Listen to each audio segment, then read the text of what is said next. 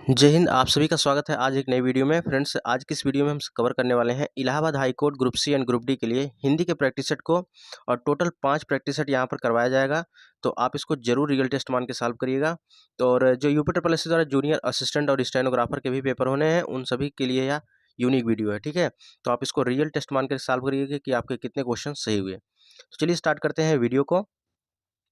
और इसका हमने अलग से प्लेलिस्ट बनाया, तो आप प्लेलिस्ट में जाकर 1 बाय 1 वीडियो को देख सकते हैं। तो पहले क्वेश्चन की तरफ चलते हैं। सबसे पहला क्वेश्चन है, मतैक किस शब्द का, ठीक है, मतैक किस संधि का उदाहरण है। आपको बताना है कि मतैक शब्द जो लिखा है इसमें कौन सी संधि है। तो इसका करेक्ट आंसर क्या होगा, आपके सामने 4 ऑप्शन गिवन है। जो आपको अप्रोप्रिएट आंसर लगे आप इसको टिक करके अपने आंसर शीट में लिख सकते हैं और कमेंट बॉक्स में लास्ट में बताइएगा कि कितने क्वेश्चन आपके सही हुए। तो मतैक किस संधि का उदाहरण है, यह वृद्धि संधि का उदाहरण है, ठीक है, वृद्धि संधि का उदाहरण है। अच्छा, इसी के साथ कई एग्जाम्पल और पूछे जाते हैं वृद्धि संधि के, जैसे महेश्वर्य हो गए, ठीक है, महेश्वर्य। तो ये सभी क्या है, ये वृद्धि संधि के उदाहरण है। अच्छा, गुण संधि के उदाहरण कौन कौन से होते हैं, गुण संधि के उदाहरण कौन कौन से हैं, जैसे चंद्रोदय हो गया, चंद्रोदय, चंद्रोदय। और बहुत ज़्यादा पूछता है महोत्सव, महोत्सव कौन संधि है, गुण संधि है। तो इसको याद रखिएगा। अगला क्वेश्चन है, गोद लिया हुआ पुत्र क्या कहलाता है। गोद लिया हुआ पुत्र क्या कहलाता है, इसके लिए आपको अनेक शब्दों के लिए एक शब्द चुनना है। तो गोद लिया हुआ पुत्र कहलाता है दत्तक, यानी ऑप्शन नंबर बी करेक्ट होगा, दत्तक। गोद लिया हुआ पुत्र दत्तक कहलाता है। अच्छा, दत्तचित्त किसे कहते हैं, दत्तचित्त उसे कहते हैं जो किसी काम को चित्त लगाकर करे, उसे हम दत्तचित्त कहते हैं। और त्याज्य किसे कहते हैं, तो त्याग देने योग्य को त्याज्य कहते हैं। चलिए, तो हम लोग का करेक्ट आंसर क्या होगा, ऑप्शन नंबर बी। अगला क्वेश्चन है, मंदिर और मदिरा युग्म दिए गए हैं, इसका आपको बताना है क्या इसका सही आंसर है। तो शब्द युग्म है, तो मंदिर का अर्थ होता है देवालय, ठीक है, मंदिर का अर्थ क्या होता है, देवालय होता है। लेकिन मंदिरा का अर्थ क्या होता है, अश्वशाला होता है। तो इसको साथ में याद रखिएगा, देवालय और अश्वशाला। नेक्स्ट क्वेश्चन है कि श्रुति सम भिन्नार्थक शब्द हैं और इसके जोड़े की पहचान करना है। अपेक्षा और उपेक्षा, यहाँ पर सम श्रुति भिन्नार्थक शब्द हैं, अपेक्षा और उपेक्षा। अपेक्षा का मतलब होता है किसी से जो है अपेक्षा करना, ठीक है, किसी से इच्छा करना, ये आपका हो गया अपेक्षा। उपेक्षा का मतलब क्या हो गया, अवहेलना करना, निरादर करना, ये उपेक्षा हो गया। तो यह सम श्रुति भिन्नार्थक हो जाएगा, यानी ऑप्शन नंबर ए करेक्ट होगा। अगला क्वेश्चन है, वसुधा शब्द का अर्थ बताइए, यानी वसुधा का पर्यायवाची क्या है। तो वसुधा किसे कहा जाता है, वसुधा धरती को कहा जाता है, बिल्कुल आसान है, यानी correct answer option number D होगा, धरती। अच्छा, धरती को और क्या क्या कहा जाता है, धरती को भू कहते हैं, अचला कहते हैं, ठीक है, और उसके बाद मेदिनी कहते हैं, और क्या कहते हैं, धरणी कहते हैं। तो इसको याद रखिएगा, इतने एग्जाम्पल, ठीक है। मेदिनी आप अच्छे से याद रखिएगा, मेदिनी वसुधा का पर्यायवाची है धरती। अगला क्वेश्चन है, उत्कंठित का पर्यायवाची नहीं है, यहाँ आपको बताना है कि उत्कंठित का पर्यायवाची इनमें से कौन सा नहीं है। तो उत्कंठित का अर्थ होता है इच्छुक होना, उत्सुक होना, ललायित होना, लेकिन अभिलाषा नहीं होता है, ठीक है, अभिलाषा नहीं होता है। तो ऑप्शन नंबर डी करेक्ट होगा, क्योंकि यहाँ पर पूछा है कि उत्कंठित का पर्यायवाची नहीं है। अगला प्रश्न है, नीचे लिखे शब्द का सही विलोम आपको चुनना है। तो कह रहा है कि चिरंतन, चिरंतन का विलोम क्या होगा। तो चिरंतन जो लंबे समय से चला आ रहा हो उसी को बोला जाता है चिरंतन। और यहाँ पर नश्वर इसका करेक्ट आंसर होगा, यानी चिरंतन का विलोम नश्वर हो जाएगा। अगले क्वेश्चन की तरफ चलते हैं। नेक्स्ट वन है, बैठक शब्द में कौन सा प्रत्यय है। चलिए बताइए, यहाँ पर बैठक शब्द में कौन सा प्रत्यय है, इसको आप रियल टेस्ट मान के सॉल्व करिए और बताइएगा आपके कितने क्वेश्चन सही हुए, 1 बाई, ठीक है। मान लीजिए अगर जूनियर असिस्टेंट का कर रहे हैं तो 1/3 निगेटिव मार्किंग है, और यहाँ पर इलाहाबाद हाई कोर्ट में तो निगेटिव मार्किंग नहीं है, ठीक है। तो बैठक शब्द में कौन सा प्रत्यय है, बैठक में का प्रत्यय है, तो ऑप्शन नंबर डी हो जाएगा, का प्रत्यय। नेक्स्ट है अमी, अमी का तत्सम रूप क्या है। तो अमी का तत्सम रूप हो जाएगा अमृत, याद रखिएगा, अमी तद्भव है और इसका तत्सम अमृत हो जाएगा। इंपॉर्टेंट है और कई बार एग्जाम में पूछा गया है। चलिए, नेक्स्ट है चारपाई, चारपाई कौन सा शब्द है, ऋण है, यौगिक है, योग ऋण है, कौन सा शब्द है। चलिए, चारपाई जो है, देखिए अगर ऋण शब्द की बात करें तो ऋण शब्द जैसे ऐसे शब्द होते हैं जिनको तोड़ने पर उनका कोई अर्थ निकले ही ना। जैसे अगर लिखा हो अगर कलम लिखा यहाँ पर कमल लिखा हो, ठीक है, कमल लिखा हो, अगर इसको आप तोड़ते हैं अलग अलग, जैसे कम अलग कर दिए तो उसके बाद आपका कोई अर्थ निकला? नहीं निकला। तो ये आपका क्या हो जाता है? ऋण शब्द, यानी तोड़ने पर कोई अर्थ ना निकले तो वह ऋण शब्द हो जाता है। जैसे लिखा है अगर सादा लिखा है, क्या लिखा है? सादा, अगर इसको आप सा को अलग करेंगे, दा को अलग करेंगे, कोई अर्थ निकलेगा? नहीं निकलेगा। तो इसकी वजह से यहाँ पर ऋण शब्द हो जाएगा। यौगिक शब्द क्या होता है? जैसे छायादार हो गया, तो आपका यौगिक शब्द हो गया, दो शब्दों को योग से मिलकर बना होता है। जैसे रेलगाड़ी, ठीक है, रेलगाड़ी, रेलगाड़ी, ये आपका यौगिक शब्द हो गया। चलिए अब देखिए योग ऋण शब्द क्या होते हैं। बहुब्रीहि समास के सभी उदाहरण, ठीक है, बहुब्रीहि समास के सभी उदाहरण ये किस में आते हैं? योग ऋण में आते हैं। इसको आप ट्रिक याद रखिएगा, ट्रिक याद रखिएगा। चाहे आपको बहुब्रीहि समास में क्या क्या मिल जाए, चाहे पीताम्बर मिल जाए, जलज मिल जाए, लंबोदर मिल जाए, दशानन मिल जाए, नीलकंठ, चारपाई, ये सभी किस में आते हैं? योग ऋण में आते हैं। अगला क्वेश्चन है, हरिमोहन अपनी बहन को पुस्तक देता है, वाक्य में कौन सा कारक है? तो बिल्कुल आसान है, यहाँ पर हरिमोहन अपनी बहन को पुस्तक देता है तो इसमें कर्म कारक हो जाएगा, ठीक है।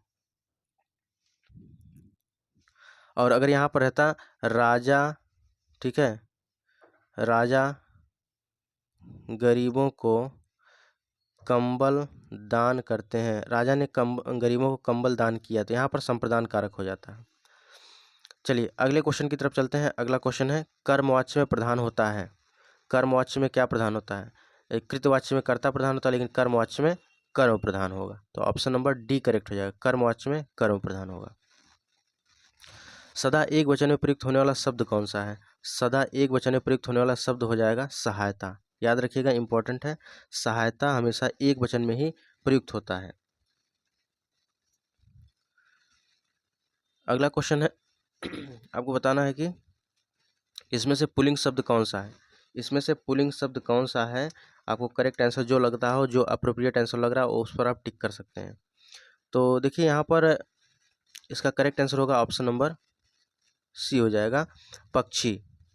यहाँ पर पक्षी पुल्लिंग शब्द हो जाएगा। और हमने बताया था कि अगर आपको स्त्रीलिंग हो या पुल्लिंग हो आपको पहचानना हो तो अच्छा, अच्छी या मेरा, मेरी लगाकर आप इजीली पहचान सकते हैं। अगला क्वेश्चन है, माँ सुबह नाश्ता बनाती है, इसमें क्रिया विशेषण बताइए, किस प्रकार की क्रिया विशेषण है? कालवाचक है, परिमाणवाचक है, स्थानवाचक है, रीतिवाचक, इसमें किस प्रकार का है? तो देखिए दिए गए वाक्य में कालवाचक विशेषण होगा, क्योंकि यहाँ समय का बोध हो रहा है। आज, कल, तुरंत, पीछे, पहले, अब, जब, तब, कभी कभी, ये सब आए तो कालवाचक हो जाता है। और माँ सुबह नाश्ता बनाती है तो इसकी वजह से यहाँ समय को बता रहा है, यहीं कालवाचक विशेषण हो जाएगा। और चलिए तो करेक्ट आंसर होगा ऑप्शन नंबर ए, कालवाचक, क्योंकि समय को दर्शा रहा है। चलिए नेक्स्ट है आलस। आलस शब्द का विशेषण क्या होगा? आलस शब्द का विशेषण क्या हो जाएगा? तो आलस शब्द का विशेषण क्या हो जाएगा? ए नंबर हो जाएगा, आलसी। चलिए इसका करेक्ट आंसर होगा ऑप्शन नंबर ए, आलसी हो जाएगा।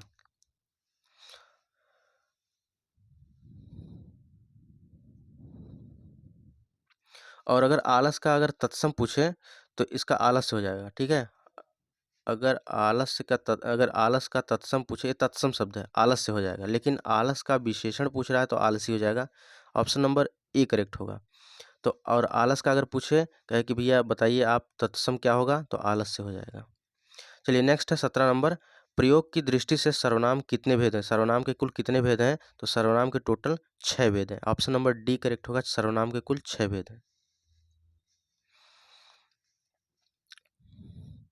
और सर्वनाम के 6 भेद कौन कौन से हैं? जैसे पुरुषवाचक सर्वनाम, संबंधवाचक सर्वनाम, निश्चयवाचक सर्वनाम, प्रश्नवाचक सर्वनाम, अनिश्चयवाचक और निजवाचक।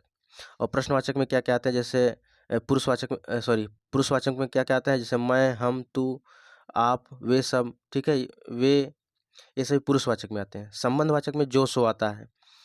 निश्चयवाचक में क्या आता है? जैसे यह वह आ गया। प्रश्नवाचक में कौन क्या आता है। अनिश्चयवाचक में कोई कुछ आता है और निश्चयवाचक में आप आते हैं, ठीक है। तो सर्वनाम के कुल 6 भेद होते हैं, इसको याद रखिएगा। अगला क्वेश्चन है, संज्ञा शब्द बताइए, इनमें से कौन सा संज्ञा शब्द है? तो 18 का करेक्ट आंसर होगा option number A, Ganga. Ganga क्या है? संज्ञा शब्द है। तो इस गंगा क्या है, व्यक्तिवाचक, अगर स्पेशल पूछे तो व्यक्तिवाचक संज्ञा हो जाएगा, क्योंकि नदी का नाम है, अगर नदी देता तो जातिवाचक संज्ञा हो जाता, लेकिन नदियों के नाम दे दिए गए हैं, व्यक्तियों के नाम हो, नदियों के नाम हो, स्थानों के नाम हो, शहरों के नाम हो, तो वो सभी क्या कहलाते हैं, व्यक्तिवाचक संज्ञा। और जैसे नदी हो गया, पर्वत हो गया, देश, महासागर, इनके नाम नहीं दिए गए, इनके एलिमेंट दिए गए हैं, ठीक है, ये क्या कहलाते हैं, जातिवाचक संज्ञा कहलाते हैं। और द्रव्यवाचक में क्या होता है, द्रव्यवाचक में जैसे सोना, चांदी, ये सब आ जाते हैं, ये सब द्रव्यवाचक में। समूहवाचक में टीम हो गया, वर्ग हो गया, और भाववाचक में मिठास हो गया, बुढ़ापा हो गया, ये सभी भाववाचक में आते हैं। चलिए आगे है, अगला है वर्तनी की दृष्टि से इसमें से आपको कौन सा विकल्प अशुद्ध लग रहा है उसको छांटना है। तो 19 का करेक्ट आंसर क्या होगा,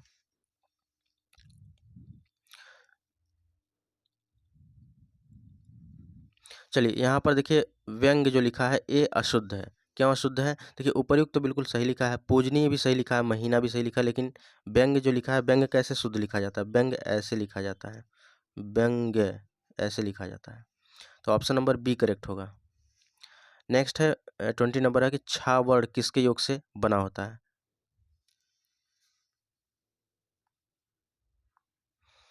तो इसका करेक्ट आंसर होगा ऑप्शन नंबर ए, का प्लस खष्टी सा के योग से बना होता है, यानी ऑप्शन नंबर ए करेक्ट होगा। नेक्स्ट है सागर में गागर, ठीक है, गागर में सागर युक्त किसके लिए प्रसिद्ध है, गागर में सागर, तो यह बिहारी लाल जी के लिए प्रसिद्ध है, तो ऑप्शन नंबर सी करेक्ट होगा। और गागर में सागर जो युक्ति है, यह उक्ति जो है बिहारी लाल के लिए प्रसिद्ध है, और रीतिकाल के प्रसिद्ध कवि हैं, इनकी रचना जो है बिहारी सतसई है, इन्होंने 719 दोहा छंद जो है रचित किया है। और इनकी अगर भाषा की बात करें, परिनिष्ठित साहित्यिक ब्रज भाषा है, इसको भी याद रखिएगा। अब देखिए यहाँ पर पैसेज दिए गए हैं, पैसेज आप इसको अच्छे से रीड कर लीजिएगा, इसका आंसर हम बता दे रहे हैं, ठीक है। चलिए 22 का करेक्ट आंसर होगा, जैसे यहाँ पर नकारात्मकता का आशय क्या है, तो ऑप्शन नंबर ए हो जाएगा, निराशावादी। नेक्स्ट है 23, निराशावादी दुख के सागर में डूबे रहते हैं और सदा अपने आप को प्रस्तापित करने के लिए तर्क किया करते हैं, के लिए कहा जा सकता है। तो 23 का करेक्ट आंसर होगा ऑप्शन नंबर डी, उपर्युक्त में सभी दे दिए गए हैं, ठीक है, जब आप पैसेज पढ़ेंगे तो आपको समझ में आ जाएगा। नेक्स्ट है आत्मिक आनंद से आशय है, आत्मिक आनंद से क्या आशय है, तो 24 का राइट आंसर होगा ऑप्शन नंबर ए, आह्लाद का आशय है, आनंद। चलिए 25 नंबर क्वेश्चन पे चलते हैं, कह रहा है कि खुशामद करना, इसका अर्थ क्या है, मुहावरे का अर्थ क्या है, खुशामद करना मुहावरे का अर्थ क्या है। तो देखिए 25 का करेक्ट आंसर होगा ऑप्शन नंबर ए, नखरे उठाना, खुशामद करना, नखरे उठाना, खुशामद करना। और पूछता है एक अच्छा तंग करना, तंग करना क्या होता है, नाकों में दम करना। और नाक चढ़ाना का अर्थ क्या होता है, घृणा व्यक्त करना। नाक को चने चबाना का अर्थ क्या होता है, बहुत तंग होना, ठीक है, तो ये इसको याद रखिएगा। अगला क्वेश्चन है, निंदक नियरे राखिए आंगन कुटी छवाए, बिनु पानी साबुन बिना निर्मल करत सुभाए। तो पंक्ति में अलंकार की अगर बात करें तो यहाँ पर ऑप्शन नंबर ए करेक्ट हो जाएगा, विभावना हो जाएगा, क्या हो जाएगा, विभावना हो जाएगा, इसको याद रखिएगा। यहाँ पर क्या है कि इन पंक्तियों में बिनु पानी साबुन बिना निर्मल करत सुभाए, इन पंक्तियों में क्या है कि कारण के अभाव में कार्य की उत्पत्ति का वर्णन किया गया, कारण के अभाव में कार्य की उत्पत्ति का वर्णन किया गया, इसी की वजह से यहाँ पर विभावना अलंकार हो जाएगा। चलिए अगला है, दी गई पंक्तियों में रस बताना है, हिमाद्रि तुंग श्रृंग से प्रबुद्ध शुद्ध भारती, स्वयं प्रभा समुज्जलता स्वतंत्रता पुकारती। तो भैया स्वतंत्रता वगैरह की बात आई है तो यहाँ पर वीर रस हो जाएगा, बस इसको आप ऐसे याद रखिए, ऑप्शन नंबर बी करेक्ट हो जाएगा। अगला क्वेश्चन है, यह जूते अच्छे हैं, और यह वाक्य कहाँ पर अशुद्ध है आपको बताना है, यह जूते अच्छे हैं। और 28 नंबर आप देख रहे हैं कि वाक्य बहुवचन है, जब वाक्य बहुवचन है तो सर्वनाम भी बहुवचन होना चाहिए, जब वाक्य बहुवचन है, जूते अच्छे हैं, तो सर्वनाम भी बहुवचन होना चाहिए, तो यह नहीं ए रहेगा, ए जूते अच्छे हैं, तो ऑप्शन नंबर ए करेक्ट हो जाएगा, यह नहीं यहाँ पर रहना चाहिए, यहाँ पर ए रहना चाहिए, तो यहाँ पर ए रहना चाहिए। अगला है, सुपुरुष कौन सा समास है, सुपुरुष में कौन सा समास है आपको बताना है, सुपुरुष में कौन सा समास है। तो यहाँ पर देख सकते हैं बहुत आसान क्वेश्चन है, और इसमें गलती भी हो सकती है, ठीक है, आसान है देखने में लेकिन इसमें गलती भी हो सकती है। और सुपुरुष में बात करें तो कर्मधारय समास हो जाएगा, क्योंकि सुपुरुष यानी सुंदर पुरुष, जहाँ पर पहला पद विशेषण हो, दूसरा पद विशेष्य हो, वहाँ पर कर्मधारय समास हो जाए। पुरुष की विशेषता बता रहे, जहाँ पर विशेषण विशेष्य की बातें हो, वहाँ पर कर्मधारय समास होता है। तो सुंदर पुरुष, यानी पुरुष कैसा है? सुंदर है। तो विशेषण विशेष्य हो गया, तो ऑप्शन नंबर सी हो जाएगा कर्मधारय समास। चलिए लास्ट प्रश्न है, जो कानून के विरुद्ध हो उसे क्या कहा जाता है? जो कानून के विरुद्ध हो उसे अवैध कहा जाता है। 30 का डी ऑप्शन बिल्कुल करेक्ट हो जाएगा। जो कानून के विरुद्ध हो उसे अवैध कहते हैं। अच्छा, संवैधानिक, जो संविधान के अधीन हो उसे संवैधानिक कहते हैं, और जो विधि के अधीन हो उसे वैधानिक कहते हैं। जो विधि के अधीन हो उसे वैधानिक, और जो संविधान के अधीन हो उसे संवैधानिक, और जो कानून के विरुद्ध हो उसको अवैध कहा जाता है। तो यहाँ पर हम लोगों ने 30 क्वेश्चन कवर किया। तो आप लोग कमेंट बॉक्स में बताना कितने क्वेश्चन आपके सही हुए। यहाँ पर देखिए आंसर भी दिया गया है। तो अगर आप चैनल पर पहली बार आए हैं, चैनल को सब्सक्राइब कर लीजिएगा। वीडियो के डिस्क्रिप्शन बॉक्स में टेलीग्राम का लिंक दिया गया, टेलीग्राम को भी आप लोग ज्वाइन करिए, वहाँ पर इसका PDF आपको प्रोवाइड करा दिया जाएगा, ठीक है। और फ्रेंड्स, एक जरूरी सूचना है, अगर आप Allahabad high court group C group D की तैयारी कर रहे हैं, चाहे जिस भी ये ड्राइवर की, तो आप देखिए एग्ज़ाम अग्रवाल कार्ड द्वारा ज़बरदस्त यह प्रैक्टिस सेट निकाला गया है, और टोटल इसमें 15 प्रैक्टिस सेट दिए गए हैं, ठीक है। और नवीनतम पैटर्न पर आधारित है, या न्यू पैटर्न पर आधारित है। और इसमें देखिए क्या खासियत बात है कि इसमें सारे क्वेश्चन आपको, ठीक है, देख सकते हैं यहाँ पर 15 प्रैक्टिस सेट दिए गए हैं। और सबसे पहले यहाँ पर चार्ट मेंशन किया गया है। देखिए सबसे पहले चार्ट दिया गया है कि कहाँ से कितने क्वेश्चन पूछे जा गए हैं पिछले सालों में, और उसी के आधार पर यहाँ पर प्रैक्टिस सेट बनाया गया है। टोटल 15 प्रैक्टिस सेट आपको देखने को मिलेंगे। तो यहाँ पर देख सकते हैं, ठीक है, इसी प्रकार आपको देखने को मिलेगा व्याख्या के साथ। तो इस बुक का लिंक वीडियो के डिस्क्रिप्शन बॉक्स में दिया गया है। डिस्क्रिप्शन बॉक्स में आप जाकर इस बुक को आप परचेज कर सकते हैं, और जितना भी समय बचा है इसको आप अच्छे से प्रैक्टिस सेट लगा लीजिएगा, और आपको निश्चित रूप से इसका बेनिफिट मिलेगा, ठीक है। तो फ्रेंड्स, ये रही आज की वीडियो। बाकी चैनल पर आप लोग पहली बार आए हैं, चैनल को जरूर सब्सक्राइब करें। मिलते हैं नेक्स्ट वीडियो में, तब तक के लिए जय हिंद, वंदे मातरम।